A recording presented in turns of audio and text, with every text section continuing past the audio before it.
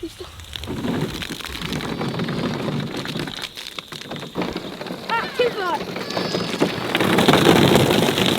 That has nothing to do with what I'm doing, but just thought I'd share that with you for a moment. Hey, baby. Papa, you're all wet. So we are working on electrical this week. You guys have been asking for an aviary update video, and we have got it for you. So 4 years ago today, we had a dream. We wanted to build a place to let our peafowl, blue and bell, our red golden pheasants, and our mandarin ducks fly and swim and enjoy safely, free from predators. We drew a little sketch followed by building a deck for a coop. Then Becky and I sourced windows and doors and put a roof on a future coop for the birds. We wanted them to have plenty of space to fly around, so we got 11 electric poles to incorporate in with our fencing. After we found a fencing company in the UK, we ordered the equipment, and it took almost a year to get to us due to the shipping issues from the pandemic. Last year, we spent most of the year installing the outer fencing and some of the large gates. Now we're about 4 months away from completing the aviary, so we've got to get everything done. And that starts today by digging from our barn to the aviary to run power. So this is our power box in the garage. We've had power upgraded to the house and to the garage so we could have more power distributed around the property. We've got our well pump right here, and then we have a lot of wiring that's going to go to a couple new areas. Now, I wish I would have known this back when we trenched the water, because it is a little over 1,300 feet from right here past the cow barn back to the aviary right there. And so we got this large shipment in today. This is 1,000 feet of some 10-3 wire. And then we got another spool that is another 330 feet. And so we'll splice those together. I was hoping to get it be in one long run, but I couldn't find anybody that could do over 1,000 feet for me. So we got this in today, rolled it down the hill, and now I'm digging out 1,300 feet of trench that we had dug last year for the water. And I didn't know that we were gonna need electrical, but we're gonna have an amazing pond put in the aviary later this year. And they need enough power for a couple pumps. And so we're gonna run this electrical out there this week. But let's get some electrical out to the aviary and show you what's going on out there lately. So initially we started by hand digging the trench again. I thought this was best since there is a water line buried down in it, and I didn't want to hit it with a trencher. I got one big chunk. But it took a lot longer than I expected, and the ground was hard and full of clay. We had to do something different if we ever wanted to get this project done.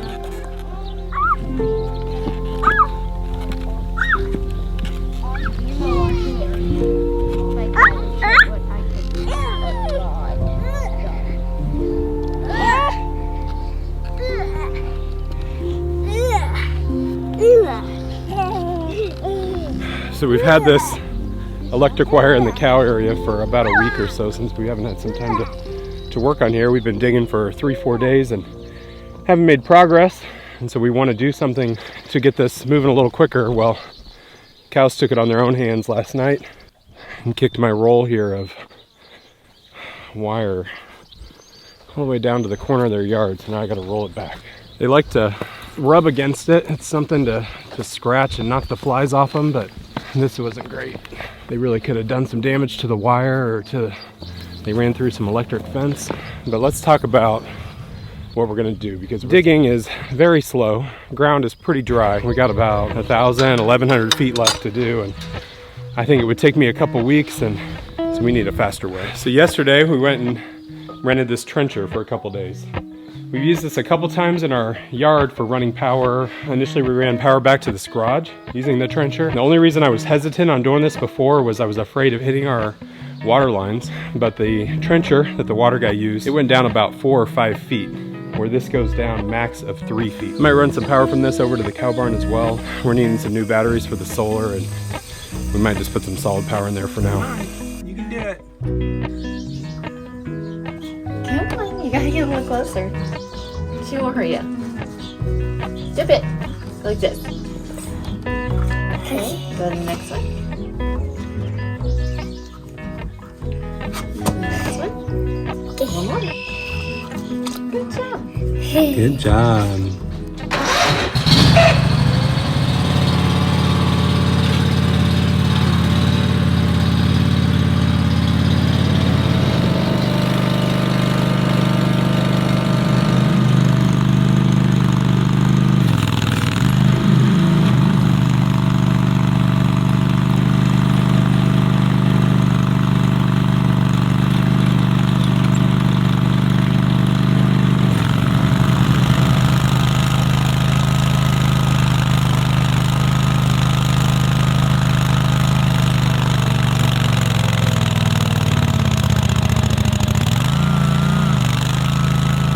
This is incredible. I was able to do about 50 feet in about 5 minutes. I did the previous 30-40 feet and it took me a couple hours to do by hand digging. So while it feels slow because there's nothing I can do other than just control it and wait for it to do its work, now we're able to move along much quicker, much less effort on my part, which is amazing.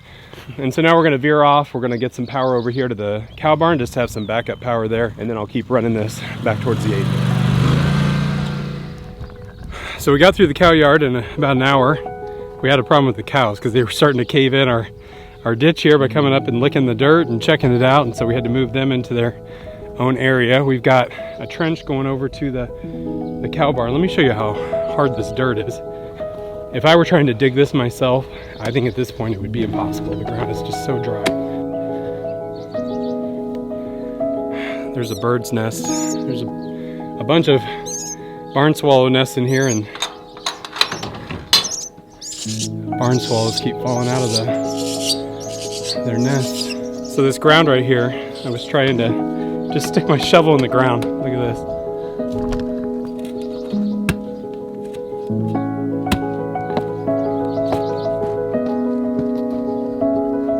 I can just barely get it in here. The good news is we're far enough along here I can run our heavier duty wire that's going to the aviary. I can run it through this ground, and then the other wire, Becky's running to grab some other wire for me to run to the cow barn for power.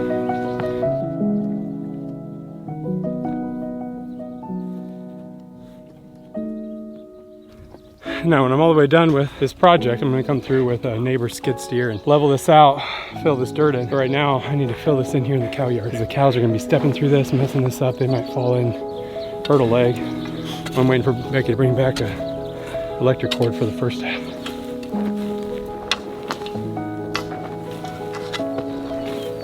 It's so hot and dry out here. No matter how much water I get, it's just so dry. All right, I got the trench filled in on this side of the cow yard, so now I can open it up, let them back into some of the shaded areas so they can get out of the heat.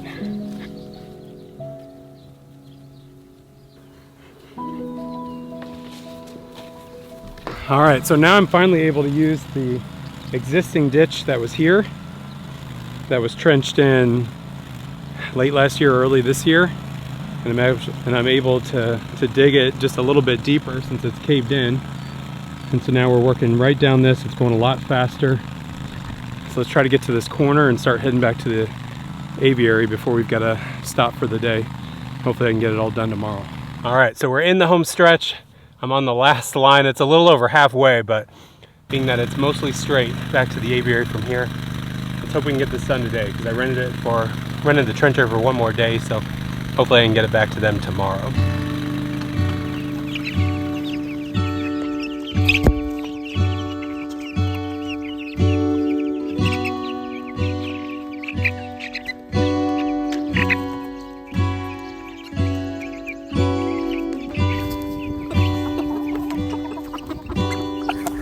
So today's the day that we're gonna let the olive egg chicks out of their coop. They should do fine. We just want to make sure they're big enough to where they don't jump through these little holes in their fence, and that they stay in, and that they don't mess with the Indio Gantes that are next door. So let's see how they do. Sure excited about the grass.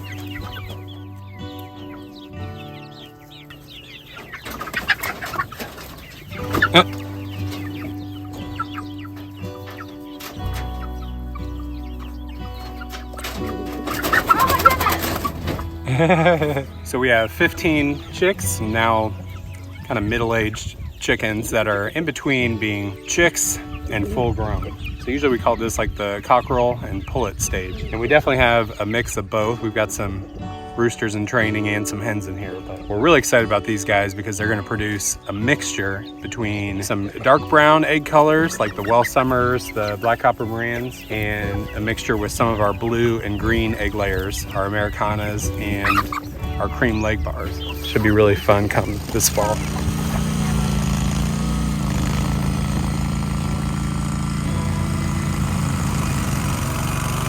I am so bored.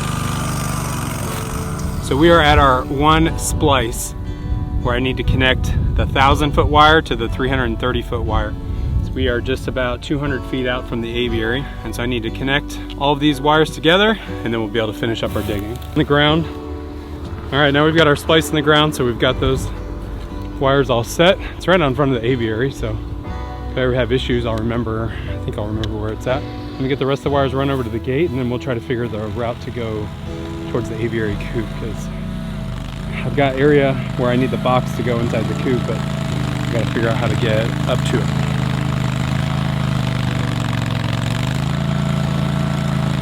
All right, so I've been working on this electrical all week, and I am sunburnt and exhausted, and I am ready to see if this works. I just got it wired up to our main box here in our garage. I'm gonna turn the power on here.